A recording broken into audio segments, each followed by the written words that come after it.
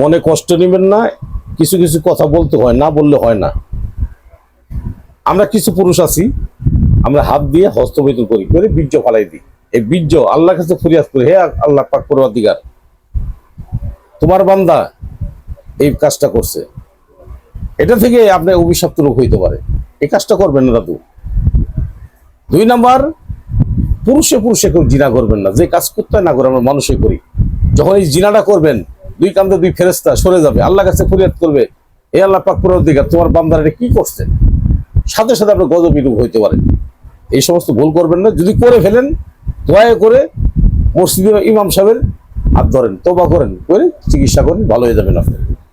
তওবাকারীকে আল্লাহ পাক খুব পছন্দ করেন। চিকিৎসা নেন, ন্যাচারাল ওষুধ খান, গাছের ওষুধ খান, গাছের উপর কোনো ওষুধ নাই।